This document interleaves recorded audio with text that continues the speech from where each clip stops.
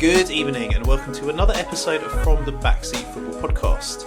Liverpool and City played another brilliant game, but it looks like Arsenal were the only winners as they move top of the Premier League. Elsewhere, Spurs get revenge for Matty Cashgate 2023 and Manchester United win an actual game of football. All of that and more on today's episode of From the Backseat. So with me today, co-host Hugh. Hello Hugh, how you doing mate? Very, very well, thank you. How are you? I'm good. I feel happy with the result, despite it being a draw. And for moral support, we've got Ash, who's half fit, a bit like Liverpool's first team squad generally, but he's soldiering on regardless. Yeah. I'm here. Hello, I'm Ash. here. Hello. How you doing? I'm good, thank you. So there's only one place to start, really, isn't there? And that is Liverpool 1, Man City 1. My overriding sensation watching the game is that we were really good and we deserved to win, and we may regret not winning in the end. We weren't massively clinical, but considering we had like 3 or 4 genuine children on the pitch, I thought we were very magnificent. I feel like City are rarely as uncomfortable and lose the possession battle as they were yesterday, and that makes me very, very happy. The future is bright for the Liverpool teenagers.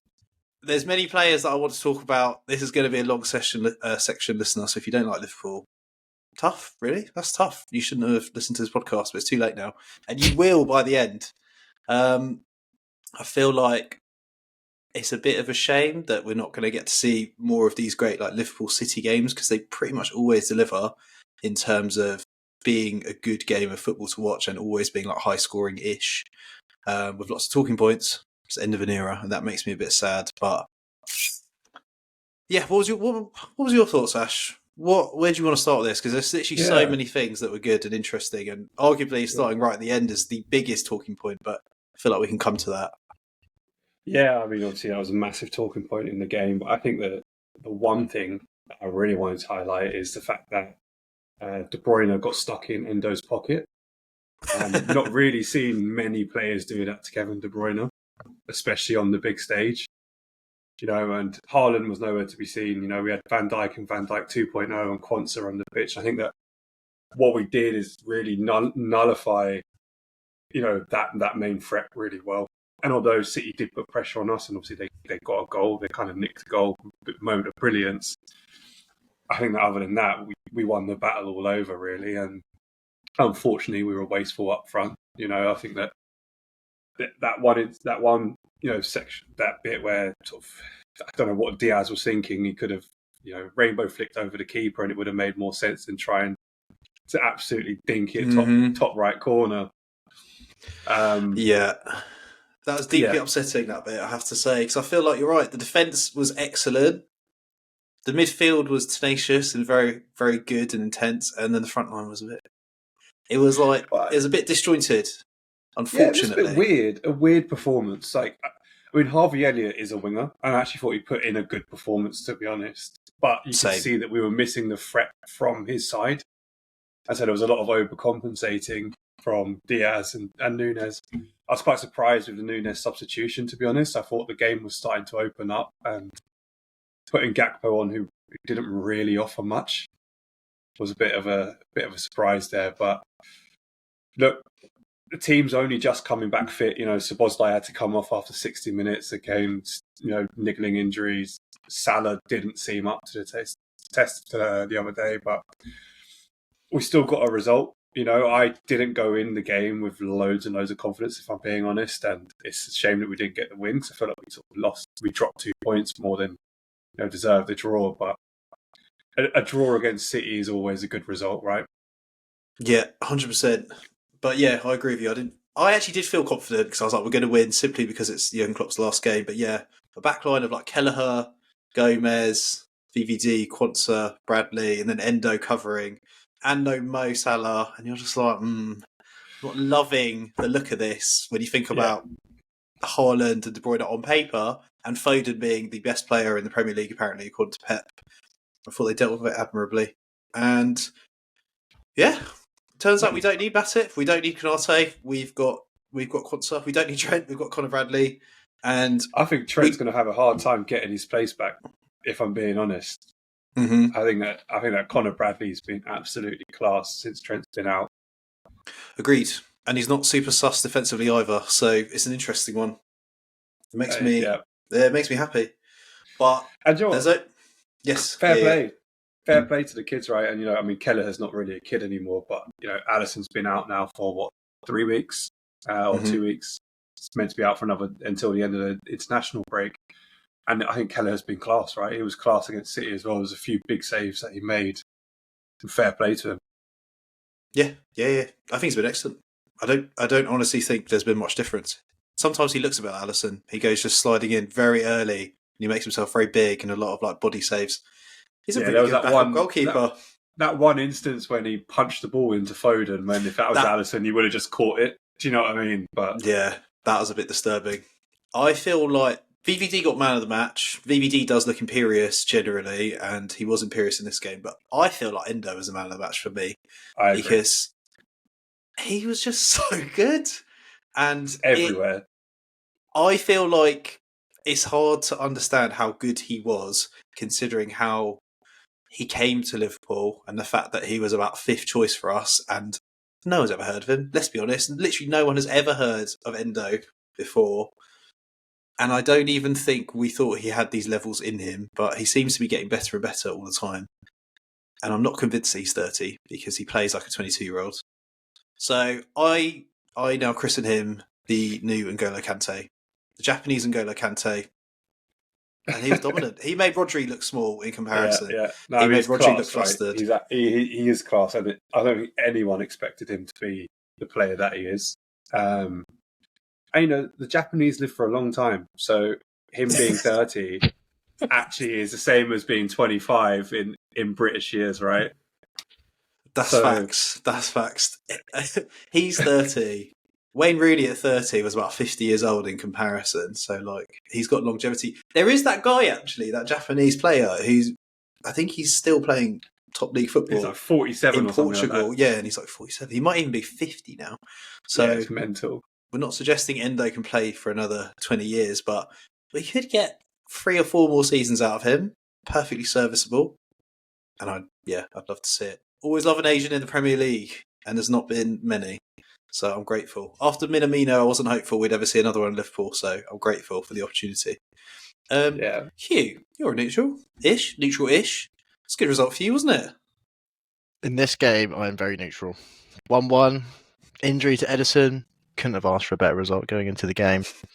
But interestingly, I felt like it was a game that Liverpool would be unhappy they didn't win, but thankful that they didn't lose, because City had some chances to put you away. And when Luis Diaz missed that hat-trick of golden edge chances, I was fearing the worst, that City were going to get a winner. But like Ash pointed out, Kelleher really put in a good performance, in my opinion. You think of Jeremy Doku hitting the post and rebouncing back to Kelleher. There were so many big moments in this game. Mm-hmm. And yeah, it was weird. Going into it, Concert at the back. What? What is this Liverpool team? He's class. Baby Van Dijk. And I think going up against pretty much a full strength City, I was thinking City were going to walk it, and in the first 20 minutes, arguably, they looked really, really strong. And then Liverpool settled into the game. Anfield was as loud as it's always been, never really dropped. It just felt like the tide was turning, and then from the 40th minute in the first half to about the rest of the game, you felt like Liverpool should have smashed them. Here's a question. If Sadio Mane was Luis Diaz, what the scoreline would be? What do you reckon? 4-1. Yeah, 4-1. 3-1 probably. We were saying before loved playing against them. Yeah, we were saying when Luis Diaz was through from that through ball from Salah, how he's missed it, he's panicked, right? He's hit it first time, he's tried to overcomplicate it. But considering he spent the entire game trying to run past Kyle Walker, who's the fastest player in the Premier League, he had a good game as well, Kyle Walker. He could have just kept running, Diaz just run straight past the goalie and just popped it in. He's overthought it massively, and you could see visibly that he was in his own head for the preceding chances after that. Yeah, and I agree. That was it, exactly that. And that's how you can tell he's not a striker, right? Because he missed that chance, and it kind of just you could see it affect him. And at the end of the game, he was crying, right? Whereas if that was someone if that was Jota, even that it's a goal, right? Mm-hmm. He's got that instinct, and even if he missed the first one, one of them's going in. But I mean, I thought Diaz had Kyle Walker on toast for most of the game. There was one bit, I think it was Jones and Walker, or Rodri and Walker, who were trying to get the ball off Diaz, and he just skinned the pair of them. Oh, that was my favourite moment of the match. Yeah, he just took him inside, took him back outside. Done him so dirty, to be fair. You love to see it. Rodri and Kyle Walker as well. He had the bit between his teeth then. But yeah, it's a missed opportunity for both teams, really. I don't think either team's going to be happy with a 1-1. It's just too tight at the top. But, City are going to be full of confidence, taking a point from us when they play you next. And look, Liverpool have been here, done this before. We know what it's like losing the league by 1 point and that pressure. We also know what it's like to beat City. I guess the question is, do Arsenal have it in them to do the same? I'd like to think we've learnt from last year, but to be honest, it's too tight to even call it. What I will say is, we do have experience beating City this season in the Premier League, so I'm pretty confident we can do it. No, I'm just kidding. But we've got nothing to fear going into that game. No one expects us to win it, right? I don't know. I feel like the tides have turned a bit. I think a lot of especially the media, think that this is Arsenal's turn now. I think that it could be anyone. You know what I mean? Put a gun to my head and say who's going to win. Couldn't tell you. I'd die going to be there us. and then. Liverpool will win. We'll win the league. We have to. My only concern with Liverpool winning the league is their injury list, right? It's so stacked against them. At some point, you're just able to win games at the moment, which is champions mentality. I get that, but I look at your team yesterday. I'm like, is it sustainable? I feel like there's a drop point in there for Liverpool at some point. If they're the full strength team and it's the same position, then I say it's Liverpool there, and they would have won yesterday as well. You get a full strength team, in my opinion. Yeah, I mean, I think that for us, we've got a couple of banana skin games coming up. Games where we're going to be expected to win, like Sheffield, where you can just imagine us capitulating all of a sudden. Or, against Crystal Palace, they're going to want to recreate Istanbul, aren't they? So, it's one of them where there's a long way to go. And for us, it's not the big games that typically usually worried me. It's those games where we're expected to win, even with all of our injuries, where I'm just like, it's not as easy a game as you think it's going to be. Yeah, we've all got banana skins. The run-ins looking naughty for every single team, to be fair. Like we've got City away, Tottenham away, Villa at home. There's a number of games. See, that's the thing. I think the Tottenham one, Tottenham have got all three of us.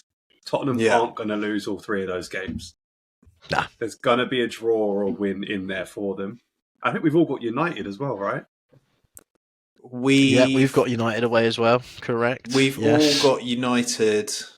No, City don't have United, but we've all got Wolves, which is an interesting one, because Wolves are exactly the horrible, awkward team that will smash you 1-0.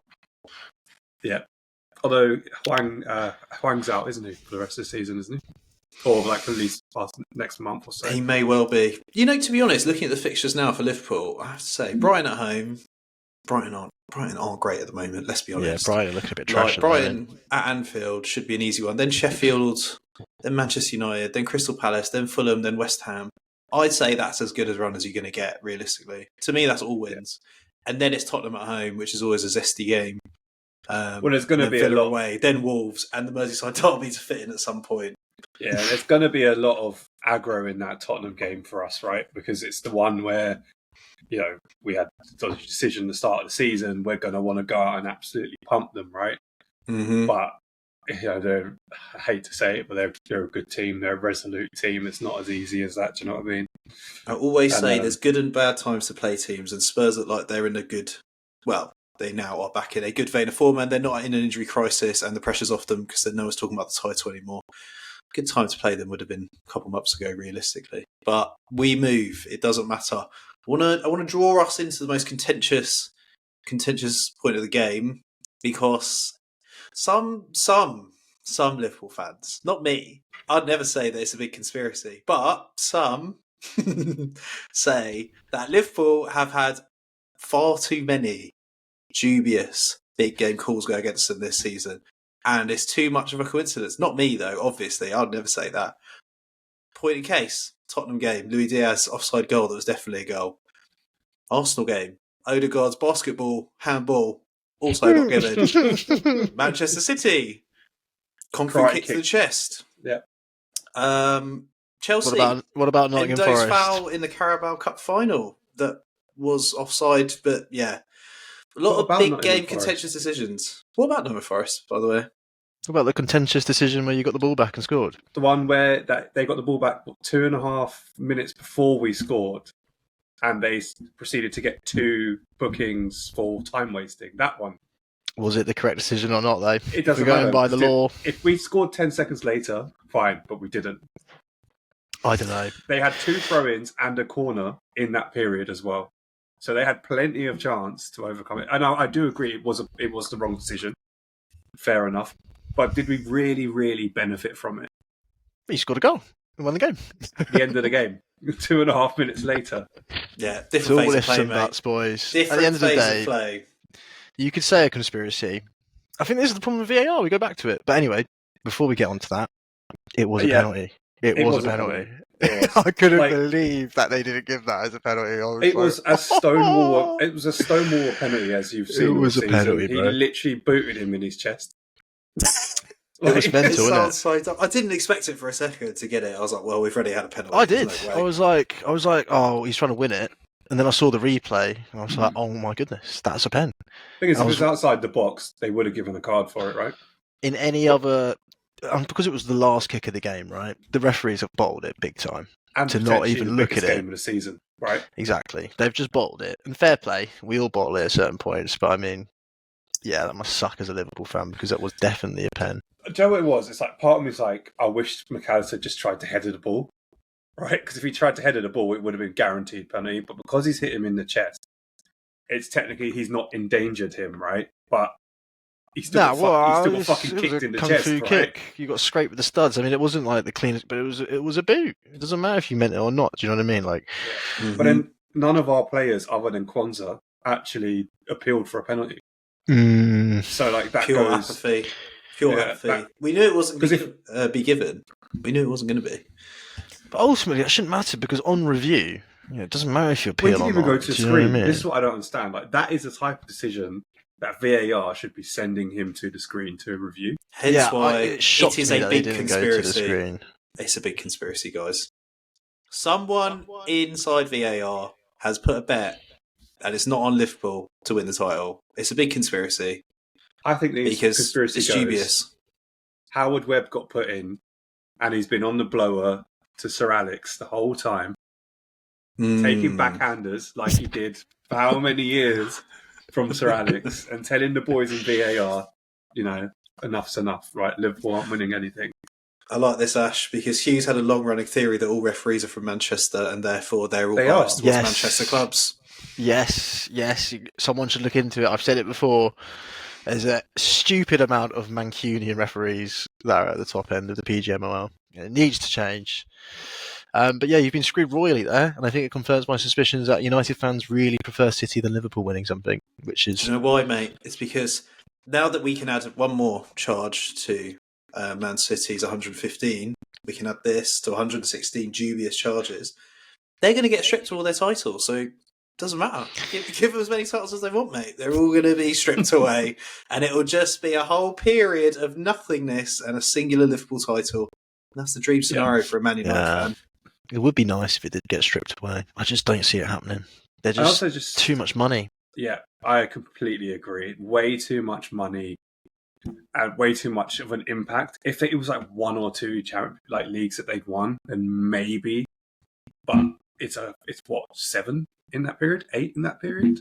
Not a chance they're going to strip them. I hold hope because FFP are coming down hot right now on everyone. I don't know what's up with them, but they've suddenly got fangs. So we will see. I say send them down. Send them down. We all say send them down. Give them a documentary. Yeah. I want to see them playing against Eastbourne Borough in 2 years' time. 100%. Same. Yeah. I want to see KDB still there and Haaland still there. I want to see them locked into those contracts and suffer, even though they've done nothing to me personally. I just hate them. Technically, they've also done nothing wrong, right? Yeah. But there you go. Yeah, it's tough times. So, who's going to win the league? Liverpool. I think Liverpool as well. I think the narrative around Klopp leaving I think we're one of the rare teams where emotion actually makes us better. Like most teams, when they get emotional, they lose control. We kind of thrive in the chaos, and we have chaotic players anyway. And so I think the narrative will push us through those games where we play shit, but we just find a way. I'm pretty sure that'll be like most of the games. And I think Arsenal will lose to City, and that'll be them done. City will just, I don't know, fuck up at some point, I presume. I think we'll win. I think we've got the best fixtures. I mean, we can't. I think City have got the worst fixtures. We can't have City beat Arsenal and need them to draw. Because if they beat Arsenal, I feel like it's too much momentum for them and they're fucking robotic, right? But do you honestly, in your heart, think that Arsenal are going to go to the Etihad and win or draw? I don't. Absolutely. I think they'll draw. Absolutely. I think they're going to be really negative and play within themselves, unfortunately. But I'd love to be wrong. I'd love to be wrong. I feel like, I'm forgetting the Champions League form, big game tomorrow as an Arsenal fan, we've just been in really good form. Unbelievable. Everything's clicking at the right time, whereas last season it was the reverse. So Declan Rice is just scoring every game. Kai Havertz has hit his March purple patch. Everyone's fit. I don't know. I mean, if we're going to get a result at the Etihad, it's this season, I feel like. So it's going to be really, really interesting. But right now on the pitch, man for man, I wouldn't even put Liverpool Man City squad man for man up right now. First 11. That's how confident I am in this team. Chatting doo-doo. You're chatting doo-doo. Got the best centre-back in the league in Saliba. Oh, fucking hell. Got the second best centre-back in Gabriel. Got the best right-back in Ben White. Do you have the best standing goalkeeper? No, you do not. Ramsdale, absolutely. We'll move on to that in just a second. We will get to that. I do want to bring up something at Liverpool, kind of unrelated to Manchester City. I assume you guys have heard the news about FSG's plans. Michael Edwards' return. He's coming back. He's coming Stability, on. Baby. He's coming in. in. Can you believe it? So that's big news. Yeah. Now, how do we feel? How confident do we feel about Xabi Alonso? Bayern Munich are going all in. Yeah, I think that we're going to win the league. Michael Edwards is going to come in, and Michael Edwards is going to convince Jurgen to stay for another year. That's what I think is going to happen. You see Jurgen soaking it all in every single time we play. I don't know. There's something telling me that the impossible is going to happen. But on a realistic note, I think that Xabi coming to Liverpool is obviously the ideal scenario. The easier job for him is Bayern. He knows the league. It's also the best team in the league, even though obviously his Leverkusen team are going to win the league. Replacing Klopp, that's a huge, huge ask, right? And if we look at the history of big managers leaving, Sir Alex, Arsene Wenger, these long-standing managers, no one has ever done well after them. It's like when Pep leaves, I very highly doubt that there's going to be anyone coming in who's going to have as big an impact or do overly well. Agreed. This is eras. Now, interestingly, you're looking like Richard Hughes from Bournemouth for the sporting director role. Very tight with Michael Edwards. Obviously, he replaced Gary O'Neill with Idreola. I think he could be a good signing in terms of looking for your manager search. Michael Edwards is going to be given a more broader role within FSG, so different from what it was last time. But it sounds like you're getting the dream team back together to, do the transitionary period. Yeah, I mean it's a tough one. Didn't he buy Jordan Ibe for £30 million? Yeah, but he did buy Solanke as well. Yeah, fair, but like 27 mil. Yeah, I'm not sure about this guy, Rich Hughes. I'm not really sure what basis he's done well. Like Bournemouth, have they bought well? I'd argue they bought. He clearly likes Liverpool. Worse. Didn't he get Harry Wilson as well at one point? On loan, yeah. Yeah, I mean, it was Bournemouth though, right? It's completely different gravy taking over Liverpool and replacing Klopp. It's going to be the biggest thing, and it's the biggest thing he's ever done for sure. So one thing I'd like to say about Alonso, manager. Yeah, I'm less and less keen on De Zerbi, although, you know what? Don't judge it on recent form. Don't judge it on recent form. He's a good manager. I think he'd get the passion. I think he'd have a good time. He's worked in a positive, structured environment with a sporting director who's competent. A lot of it's there. He could step up. He stepped up once. But anyway, on Alonso, it's quite pathetic, I think, to go to Bayern if you're at Bayern Leverkusen, if you're him, and because you would ruin your legacy. Like if Klopp went straight from Dortmund to Bayern, it would ruin his legacy. And if he goes Bayern, Xabi Alonso, what's he going to do? He's going to buy Florian Wirtz, Frimpong, a couple of others, and bring them with him. It's just dirty. Like it's a sweaty move, I think, and I think that's how the that Bundesliga might works. put him off doing it, because if you've just had the best time ever, do you then just go and say, "Cheers, fellas, fuck you, see you later"? Like Ash said, mate, in any other league, you'd be like, "That's ridiculous," but in Bundesliga, you just go to Bayern, don't you? It's just the way it works. I will He's say, also played for Bayern as well. That's a big factor. I will say this though: if you go unbeaten and deliver Leverkusen with their first ever Bundesliga, would you really go to Bayern? Like, what is there left to achieve, really? Yeah, just complete it. But then also Ancelotti's leaving at the end of the season too. So we've got this horrible scenario where the three clubs he's played for, he could end up at Madrid, he could end up at Bayern, or he could end up at Liverpool. He's going to end up with a Barcelona job, isn't he? Yeah, probably. Could end up a fucking Barcelona. Unfortunately, if Real Madrid come calling, you go. Their team is so young and so good. This is it, right? It's almost a cheat code. Especially the Spanish, like, you just go. Of course you would. Midfield is disgusting, and is going to be disgusting for years. Mbappe joining, of course you're going to go Madrid. You'd be dumb not to go Madrid. It's crazy. So, interessante. Well, Ruben Amorim, that's the other name, so send it. I have no idea what he's like. He seems to have done an okay job. I think Hugh talked about him a long time ago on a pod, Amorim from Sporting Lisbon. He seems like, I don't know, a wonder kid manager. Highly rated, and I know nothing about him. Apparently he fits FSG's data model very well in terms of what they want from their next manager position, so he's definitely up there. But it's all on Xabi, right? It all depends on Xabi. And then you have to work your way back, unfortunately. Look, give it Gary O'Neill. I know what's really going to happen, guys. Give it Gary. Give it Sean Dyche. Roy, now we're talking. Is going to come out of retirement. He's going to come back. Roy wants to relive his glory days at Liverpool. And he's going to come out. He deserves a second chance now. Yeah. Or maybe Neil Warnock. He's just left Aberdeen from the interim position. Yeah. Or worst case, Brendan Rodgers comes back, right? Oh yeah, the return of David Brent. I saw an interview actually with someone talking about Rodgers, and I can't remember what he was saying specifically, but he was like, I hated him. I hated working for him. He actually was like David Brent. This player was like, apparently he went into his office once and he was like talking about playing time, and Rodgers just pointed to his belt and he was like, Gucci belt, mate. Respect the Gucci belt. And that was it. Now, I don't know if that's anything of anything. That can't be true, surely. It cracks me up. It absolutely cracks me up because I was like, he's not a serious guy, is he? Well, on he had another an note, ego on him, Brendan, didn't he? Whoever comes in is going to have the best striker in the world. So that's a fact. That is a fact. I think on that note, let's take a break. I don't know how you guys say it with a straight face. I don't know how you say it with a straight face. He's the best. At what? Everything. He's the complete footballer. Yeah. Name one thing he's bad at. Let's just take a break. We haven't got time for that.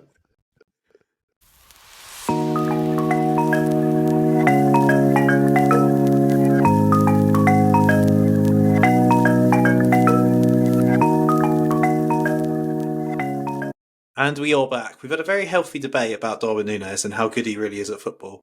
I think the crux of it is that he's extremely good at football. I think that's what we agreed upon. And best in the world. He scores worldies, he scores regular goals, and he would improve every team in the Premier League.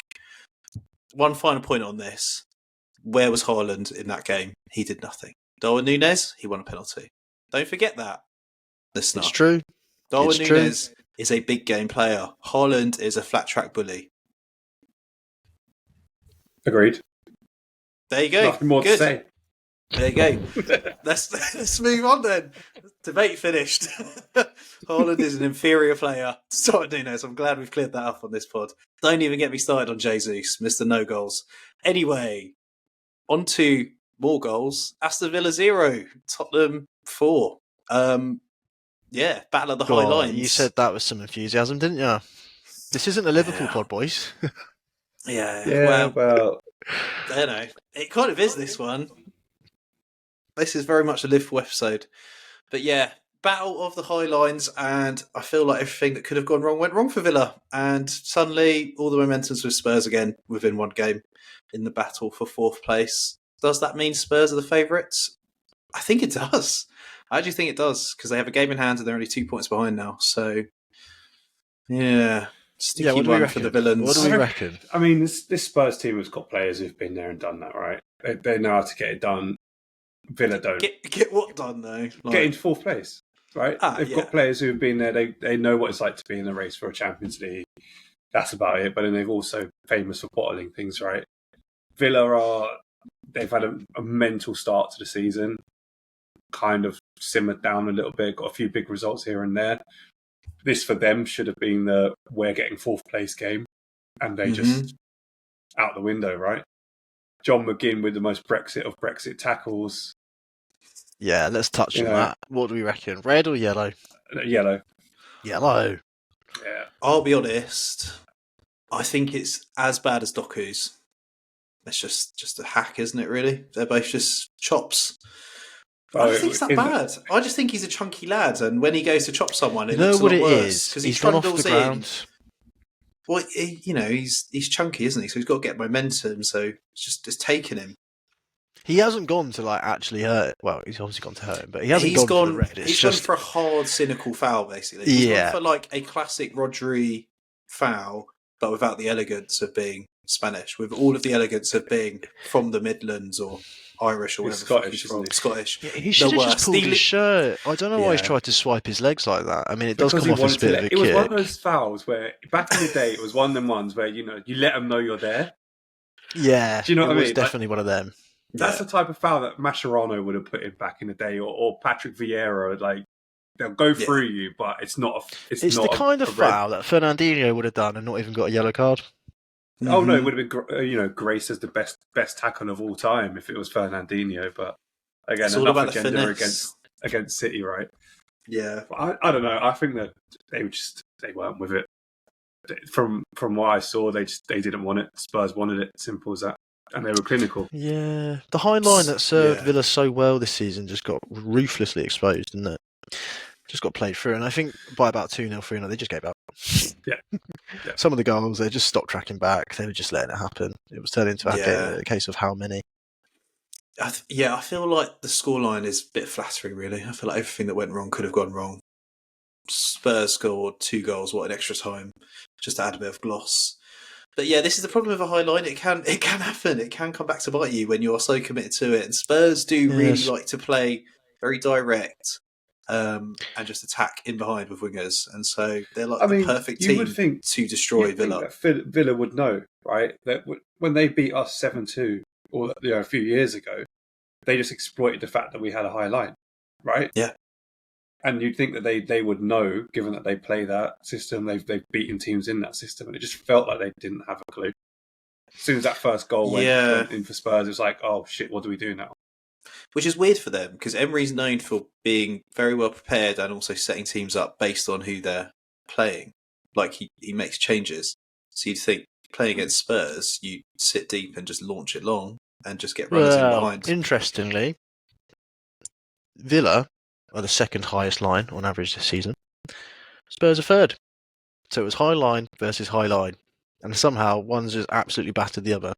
I don't really know how that translates or what's happened. Who's the first highest line? Manchester City are first. Obviously. Arsenal are fourth. Weirdly, Palace are fifth. Yeah. Doesn't make sense. That's where they were going wrong. Yeah. Just goes to show the high line, and you've got to use it well, otherwise you're just going to get absolutely thumped. Mm-hmm. I don't think it's really. Obviously it was the big scoreline of the weekend, but I don't think there was really much to say about the game other than the red card and Maddison's twatty celebration. Yeah. How do we feel about it? It's becoming a bit of a thing, hasn't it? Oh, he's just a dickhead, isn't it? That's all I can say about it. Do you know what it is? It's not. He's not cool enough to be like a cool, cold celebration, and he just lacks any passion or anything. It's just meh, isn't it? It's in the middle. It hits neither brief, really. He loves the dance, though, doesn't he, Maddison? Yeah, but it's not like people are like, oh, that's cold. That is cold. It's not. It's Yeah, just it's it's true. just a bit sad. Kids in the playground aren't going to be copying that one, are they? Nah, it's not got the Rashford energy. No, exactly. That had something. I mean, we don't see it very often, obviously, but it's got something. It did the rounds. Brutal. So I'm where going to do throw we a reckon? little lifeline to Villa, though. So, John McGinn's now banned for 3 games, silly bastard. Kamara's injured for the season. Buendia's injured. Jacob Ramsey is apparently injured in his recovery. I think that might be a big reason why they got overrun here. Their midfield is just totally depleted, and the players that are playing there are significantly worse than the starters. And I think maybe that's where the whole system falls down. Because if you have a high line, but you've got midfielders who aren't quite up to maintaining the press and playing through the opposition to the forwards, you end up with just a really condensed, narrow formation that's a bit disjointed. I think that could be something to watch in the coming weeks as potentially they capitulate. Yeah, the personnel's not there, right? Yeah, and they've got a tough running as well. I mean, like Spurs, they've got City, Liverpool, Arsenal as well. Got Wolves in that mix too. Brentford. These are all tough games. That I don't know. Do they have enough in the tank to keep going? I mean, I guess it's a question. Those are the questions we asked last year about Newcastle, though, right? Did they have enough in the tank to keep going? And they did. But they are balancing the Conference League as well, aren't they? And you know that they've got a big game against Ajax. Emery would bloody love to win the Conference League because that would get him back into the Europa League. It's true. He wants to be. All about the Europa League with Emery. It's only where he wants to be, continental-wise. And he could be the first manager ever to win the Europa League with 3 different teams containing the word Villa. Wow. What a fact. Whoa. That's a good fact. Yeah. You've done your research there, clearly. That's a bit scripted, some might say. Yes. Suspicious. Straight out the locker of Joseph Doherty, who's not here today, but R.I.P. Right, last word on Timo Werner. He scored another goal. That's 2-2. Is Ange going to unlock the power of Timo Werner? Does he just need a hug? He feels like he's needed a hug. Timo Werner is like the less exciting Darwin Núñez. In that, he's very patchy, isn't he? Like, he looks good. He looks like he's going to be good. But at Chelsea especially, he was just a bit like, oof, he can't finish. Well, do you know what I mean? Some games he'd be elite, and then there's other games he'd just be absolutely trash. I think a player like Werner, like his movement is actually genuinely elite. Yeah. But, if you were born a donkey, you'll die a donkey, right? Like, you can't breed that out of him. And I think that he just... His terms are brutal. He capitulates out. He doesn't... I don't know. I don't even think he's got 2 left feet, let alone right feet. He's uses his fingertips to try and score. Like, he just has I just think he made a terrible decision because he was supposed to join Liverpool. It was nailed on. We were the odds-on favourites. They joined Chelsea. I think he just made a big mistake there because he quite clearly, as now seen with Darwin Núñez and Klopp really wanted to turn a slightly chaotic striker into an elite striker. And you do feel like he's quite a sensitive type generally. So a manager who just deflects all the criticism, puts his arm around you, I feel like he would have been a success at Liverpool. I don't know. He's not crazy enough. I think that's his problem. Like, you get players like that who they've got to have something to them. And I don't think Werner has that little edge to him. And that's why he falls off, right? Whereas Núñez has got that just a little bit of mental in him to try something. Suarez was the same, but that little bit of nutcase in him. Del Piero, those types of players who were nippy, could get in behind, but would also kick you in the forehead if you try to do anything. I don't disagree with any of that. I just feel like he made a terrible decision, and football is littered with good players who make bad decisions or move to the wrong club. Basically, anyone who's moved to Manchester United in like the last 6 years, like Jadon Sancho, just absolutely fucked it. And you have to be very careful with your moves. Yeah. Like, making the right move at the right time is instrumental to... Like, look at Declan Rice. He chose to join Arsenal over City, and now he's probably like the best midfielder in the league, not called Kevin De Bruyne. Like, I don't know. Imagine if he was playing next to Rodri, mate. We'd be seeing City for the next 5-10 years. He wouldn't be playing. I think he'd be on the bench because he's not benching Rodri. Yeah. But he's playing as a number 8 now, isn't he, for Arsenal? Yeah, That's but the he's vision, not mate. dropping. He's not dropping KDB. So, like, what'd you do there? You'd have KDB, Rice, Rodri. What about Foden, Bernardo Silva, all those boys? Foden on the left or right or wherever the fuck he plays these days. Bernardo Bernardo Silva's Silva's always playing middle. he's always a utility player, isn't he? Bernardo Silva. He just plays I where. guess we'll never know, but he It's made true. the right decision. He's fucking ours, mate, and we're going to move on to that in just a second because he is maybe the best midfielder in England right now. Sorry, Yeah. Jude. Take it away. Take it away, mate. Arsenal 2, Brentford 1. Rice, the scorer of the opening goal. What a Yeah. guy. I think he's scored 2 and 2 now. He's got 10 plus goals and assists for the season, which I think is his best ever. That's really So, good. really, really looking good. Like, and when you watch him play, I admit I never watched Declan Rice like week in, week out for 90 minutes. He's just so good, isn't he? He's deceptively fast, and he's so good at reading the game and just breaking play up. So, from a counter press kind of perspective and a press perspective, he's elite. And he helps How us many win the ball back. midfielders do you think are better than him right now, as an Arsenal fan in world football? We've got to put Jude up there. Very different roles. That's it. Rodri's obviously got to be in the conversation. He never loses. It's hard. It's hard. You tell me. It's interesting. I'm biased. No. I'm biased. You tell me who you think's a better midfielder than Rice this season. It's hard to say. As you said, it's hard to say because he's just one of those players. He's everywhere. He does everything. And now he's starting to have a bit of end product as well. Like, if he can add an extra 5 goals to his tally, then, you know... We're looking at a player, right?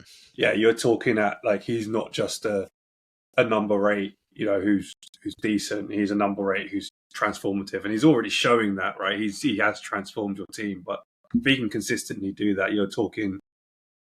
You know, I'm not saying he's Gerrard, but you're talking like that type of figure. He is a Gerrard model, isn't he? He can do all that type things. of figure. He can play all he's roles. Got the mentality, isn't he? I am surprised that Chelsea, Man United, Liverpool, Tottenham, none of them went in for him. It was only Arsenal and City. And I find that incredible that how they could just let him go like that. Especially if we had the money, the supposed money we had for Caicedo. Do you know what I mean? I think it's just a fumble from the rest of the league. And well, I know Arteta and Edu were putting groundwork in as far back as January last year, right? Like meetings at his house, which I'm pretty sure was called tapping up back in the day. Forget about that. So maybe from that perspective, you know, like we really sold him where his role was in the team and made more effort. You don't know what happens behind the scenes, but it is a bit weird, isn't it? And as Jack well knows, I really thought he was going to sign for City when they shoulder barged their way into negotiations. He was in a very delicate place mentally during that period. After Mudryk 2023, you know, it was hard to invest myself in a transfer saga again and let myself get hurt. But yeah, I mean, he's been transformative. You touched on it. I'm still pinching myself. I guess the biggest testament is if you look at the 105 mil spent, no one's questioning that 100. Yeah, exactly. But it's ridiculous to even say the word bargain. But it is, because you look at Caicedo for 115. It is. The 2 English midfielders who moved for 100 mil. Both absolute bargains, it turns out. We are going to win the Euros and the World Cup. There's no excuse really anymore, is it? Like that England team. The only excuse is Gareth Southgate now. Exactly. It would be the worst idea in the world. Jordan Henderson at Ajax. You just know he's going to start. Yeah, I just know he's going to start. Still going to be Pickford, Maguire, Hendo, Kane as a spine. Yeah. Calvin Phillips, of course. Disgusting. It's just nuts. Disgusting. However, back to Arsenal. Interesting game actually, because Arsenal have been absolutely destroying every single team. I will caveat it with a lot of those teams were shit. But you dispatched them with a ridiculous amount of ruthlessness and efficiency. I thought you were going to break the record for Sheffield United. I actually feel disappointed as you didn't go for it in the second half. Yeah, me too. Well, we took Saka off at half time because he was feeling a bit ill, and then Martinelli got injured, and that was really what was killing Sheffield. But this was a very different game in comparison. This was actually quite cagey. Brentford actually had quite a lot of shots. I read a really good stat actually. Before this game, Arsenal had conceded about 3 shots on goal in 2024. We've got a very mean defence at the moment. That's across like 6-7 games or something stupid. They conceded basically no shots on target or something There's ridiculous. a great picture on Saliba's Instagram of in the tunnel of just Saliba, Gabriel, and Ben White just staring down the Brentford players. I saw that. Mate, it's becoming a bit of a Also, David thing. Raya at the front. Just like... Yeah, David Raya hasn't got the scare factor, but Gabriel's an absolute nutter. Saliba's just so good, mate. It's just ridiculous. Ben White's just a miserable Ben man, White, isn't he? Let's talk 2 about Ben assists White. in this game. Yeah, goal last week. How's he become a world-class right-back? And is it a shame that he hates England and he'll never play for England? Because it feels like a shame. Let's talk about that. So in the All or Nothing documentary last year, there was a meeting and it said his biggest strength is his ability to learn. And I feel like that's why he's so good, right? Maybe because he hates football. He sees it as a job. He just takes on these extra tasks. And now that he's our inverted fullback, and interestingly, we play with 4 centre-backs now. So we have no true fullbacks at all in the team. But he's looking really good in the inverted role. But also the right-hand side is Kirill. Oh, I didn't know that. I've not I think that big Polish lump. You touching on that there, though, playing 4 centre-backs. I've noticed with Liverpool, when we've played Joe Gomez at left or right back, defensively we've been sound. And I think it's having the fact that Ben White is traditionally a centre-back, but he can get forward. It adds so much solidity to your back line, but then also the wingers can push up so much higher. Obviously, with Martinelli and Saka there, like it just gives them the freedom because they know that they've basically got a centre half there. It's an interesting trend, isn't it? It's another trend that City coined as well early on because they were playing Ake at left back. Last season was the first time we saw the 4 centre back. Yeah, exactly. So look, honestly, I feel like the traditional fullback where they've got to be kind of pacey and up and down is maybe changing. Where height's kind of more advantageous now, right? And it's certainly look at our corner stats, for example, most goals from set pieces in the Premier League. We've got loads of big lumps. Loads of people that can get their head in it. It's all very un-Arsenal, isn't it? Is actually a proper big lump as well. Like he's just got the biggest head. He looks like a nightmare to play against, doesn't he? The kind of opponent that would wind you up no end. But he's the type of person, like if you saw a cat jumping in front of him, he'd header it through a brick wall. Like it's just anything in front of him. Mate, he's just that guy. Put something near his head, he's going for it. Kurt Zuma, mate. Fucking hell. Keep your uppies and then bosh. Interesting Kurt Zuma, I'm sure you heard it at the time, but was it Chris Wood who was just giving him meow noises when that all kicked off? Yeah, it was during the game. Oh, that's so good. So good. Just giving him little meows all game. I think going back to what you were saying, with Gabriel there, like that's something that Arsenal have missed for a long time. Just a player who they'll do anything to get on the end of the ball. And like he's that type of player. Declan Rice is proper that type warrior. of player. Yeah. And it makes such a big difference to your team. Like it's kind of scary. Like for the past, I'd say 8 years, you just think of Arsenal, you just run through them, right? Whereas now it's not a chance. You're gonna have someone fly in. Arteta has built a very formidable team, and he's done it very slowly and very methodically. And even now, Havertz is turning around a bit where we all laughed. I still think he's a worse version of Granit Xhaka, but the facts speak for themselves. He's scored quite a lot of goals, and he scored the winner in this one. Havertz, man. He is an enigma. I know Ash is going to call him a donkey, so I'm going to get the praise in before that happens. He's playing kind of like deep line forward for us at the moment, right? But he interchanges with the midfield. And the first time we saw that really effectiveness, no offence guys, was actually against Liverpool, where for the first goal, VVD got kind of drawn out, right? Which allowed Odegaard to ping that ball over for Kai to run onto. And that's the kind of thing that he's really good at, is pulling people out of position, and it really helps Saka and Martinelli find spaces. Now, against top teams, and maybe even Brentford, not as effective. Certainly against people like Sheffield, where the gap in level is much bigger. Really, really effective in breaking down those teams with a low block as well.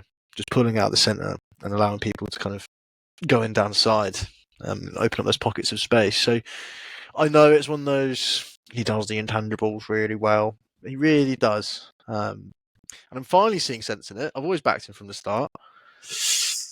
I think there's more in there. to be honest. He's a confidence player, isn't it? You can see it. He wears his confidence on his sleeve. You can tell when he's going to have a stinker.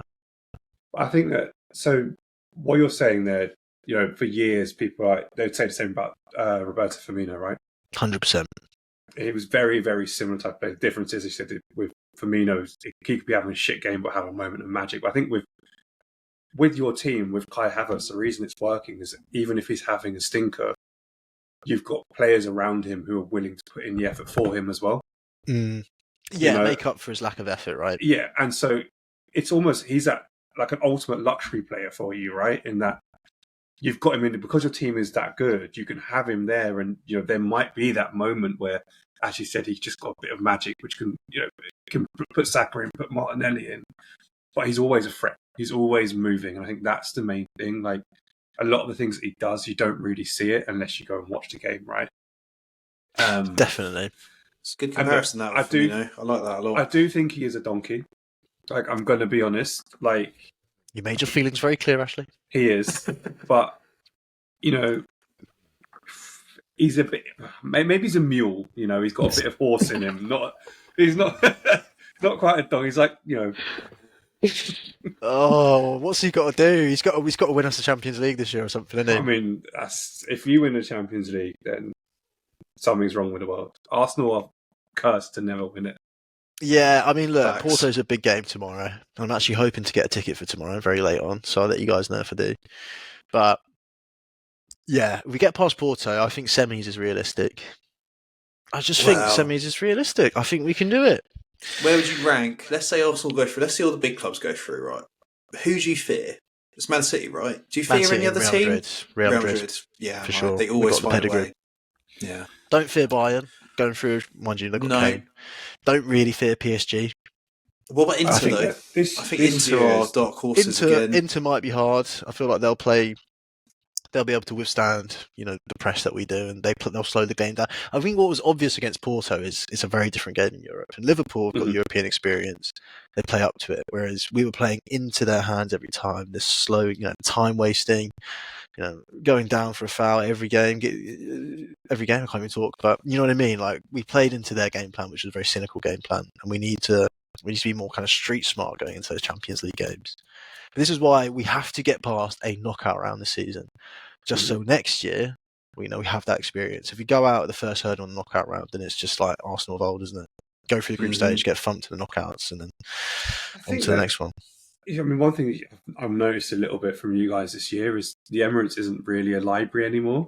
Like, there's actually a bit of buzz around, and for us, the reason we get through knockout stages is because even if we get thumped in the away leg, come into Anfield, it's terrifying for players, right? Because it's a culture. I think that's what Arsenal need. I think you've got everything there, but you're gonna get shit away results like you did against Porto, who you should have really beat, right? It's now, can your fans turn up and frighten their team and push your team on? I think this year you kind of self-fulfilling prophecy. Isn't it? It's that self-fulfilling prophecy that you create these comebacks and these moments, so then you feel like it's always on and it's always going to happen. And like Liverpool created that with all those dirty late goals that we score. It's become a thing where, like, as soon as 90 minutes hit, you're like, we're going to win. We're definitely going to win now. And it's like Arsenal just need a few moments like that. But yeah, I agree. Arsenal just look like a very good football team, a very serious football team now. Yeah, I hate it. It's all. I'm not going to lie. It's all there's room for one more in the league. There's room for one more in the league. Like, yeah, just as it looked like we were winding down. Thankfully, we're not. Arsenal started to emerge, and now there's not loads between us like there was previously. And City's dropped down a bit as well. So I think it's all to play for. I still think Liverpool are going to win the league, but Arsenal. Put it this way, I'd rather Liverpool win it than City win it again. As long as it's not City. In all fairness, it's the same here. I think that the thing is with Arsenal, Liverpool, even United, we're proper football teams. Like, there's the history there. There's not manufactured teams. And I think that's the thing. Like, I'd rather see Arsenal win the league over City or Chelsea. Now, don't get me wrong, I can't fucking stand Arsenal fans when you lot win. Like, you're so unbearable. It's unbelievable. But you have the right to be. Do you know what I mean? Like, your club has the stature for you to have that right. You have that right to want to win. So, yeah. Yeah, I mean, look, every fan base is unbearable, right? And Arsenal fans are are up there. But it does feel like a pivotal season where I feel like we've got to win it this season. There's a lot of symbolism as well. 20 years on from the last time we won the Invincible season. 5 years into the Arteta project, you feel like, and I feel like because this is the last season of the Klopp-Pep era, like it would just add a bit of weight to this title if we were to win it. Do you know what I mean? To do it when those two, because it's been the City Liverpool era for the last 5-6 years now. It just feels like we have to give it some winning. Gotta win it, boys. Gotta fucking win it, boys. Yeah. But I think it will go down in glorious failure. I do deep down. I just think our running's hard, man. You're running, I don't know. I mean, City will probably win it, but the narrative is good for both of our teams, which is why football is horrible like that and disgusting. Abu machine will roll on. It's just another day at the office for City, isn't it? Exactly. That's what we're up against, right? They're not even worrying about that draw yesterday now. They're already thinking ahead, you know? Mm-hmm. Yeah. It's going to be tough, boys. It's going to be tough. So, I'm going to leave you with one last little question. I don't know if you've read this recently. Actually, two things. Firstly, apparently Arsenal have gone off Ivan Toney after this game. They don't like his attitude generally. They think that he's a bit full of himself. And this is a big thing that Jurgen Klopp has always been big on. It's about the personality and the attitude as much as the skill. Because the skill level between good Premier League players and like excellent Premier League players is actually pretty small. But the attitude is like what gets you to those like world-class levels. Look at Jimmy Milner, right? Exactly. The perfect professional. And look at him, still going strong. Plot twist for you, Jack. Yeah, apparently Ollie they don't Watkins fancy him anymore. join. Ollie Watkins is the model professional they're looking for. Oh, wow. Good luck to them. Good luck to them. I think what you mean is they're looking for Darwin Núñez, because imagine him when Havertz is just doing these little runs and, pissing. No. Bring on the big guns. Bring on the Hail Mary. Mate, I'd be gagging for Ollie Watkins at Arsenal, to be fair. Is that bad to say? That's a weird statement. It doesn't sound right to me, but we know my opinion. Yeah, probably the wrong crowd to say that to. I rate Watkins. I think he's great. He's above average. I think he does. He's got an agenda. He's got an agenda. Dan was listening to this, and I hope he is. He's not going to be happy because Jack's had this agenda for years. I did apologise on the last pod. I admitted that he's above average, maybe even good, but I just don't believe in it. And where was he against Spurs? Where was he when they needed him? True. Let's see. Facts. Final point. FFP. Apparently Leicester have been docked points in case they get promoted to the Premier League. They're going to start on -6 to 12 points or more. It's a weird trend, and apparently this might not be the end of it. Apparently a lot of teams who have gone down, if they keep their players, they breach FFP. And then if they buy too many players when they come up, they breach FFP. There's just, I feel like there's going to be this huge... How can any team stay There's up? going to be just a rift, basically. As player prices go up and teams get smarter, anyone who comes up is basically either going to have to do like a Norwich and just not buy any players, or break FFP and probably go down next season. It's becoming a bit of a problem, I think, FFP. It kind of limits small clubs in what they can actually do. Because that's what they've always said, right? Why shouldn't they be able to like live the dream, It's meant to be there to protect the small clubs, but in reality it hinders them. And I don't know, it's a bit of a weird one. Like, what are you expecting Leicester to come up with their academy, and their academy is going to be good enough to win the championship? Which is, have you seen how competitive the championship has been this year? Mm-hmm. It's like trust.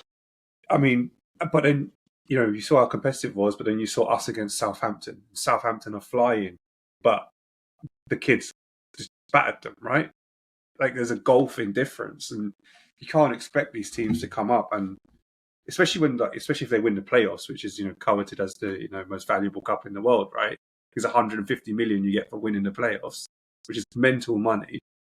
Of course, they're going to go out and try and spend it and try and stay up in the league. Mm-hmm. But then they get penalised for it now. Yeah, I'm hearing they're going to get dock points. Yeah, like you say, once they get promoted, which is nuts. This FFP thing's coming to a head, right? Either the rules are going to change, too many people are going to get dock points, or we might finally see spending curbed, which would be... Because also, look at this January window compared to last January. True. Nothing happened. Spurs were the only ones who did it because they've been so stringent all these years. And it was a loan, right? With an option to buy. Like, look at fucking last. Yeah, but they got that Dragovic as well, and I think they got someone else. They're doing a few things, but I think it's all a conspiracy to make sure that City don't get charged. How is that possible, though? They're going to go in on the small clubs, and they're going to revolt about it, and then they're going to change the rules, and City are going to get away with it, and so are Chelsea. That's a juicy one, that. That is a great take. And I bet that Howard Webb is at the centre of all of it with the referees' union, because they're all from Manchester. So there you go, listener. It's all a big conspiracy, and Man City going to league, and football's ruined. But apart from that, please come back and listen to the next episode about football, because, there's always next week. You love football. Yeah. We love football. We talk about football. There's no reason not to come and listen to football. Especially if you believe Darwin Núñez is the best. Do we just call this the Núñez pod? I'm not averse to it. You need to like clickbait this title so bad. Just make it Darwin Núñez just everywhere. Just make this so Darwin Núñez SEO friendly. Yeah, and we'll see if we get a big spike of Uruguayans. Karate kicks and Darwin Núñez. There you go. That's the title. I like that. Like it. We'll test it. Snappy. Right. Thanks, guys. Thanks for listening. Bye, everyone. Peace out.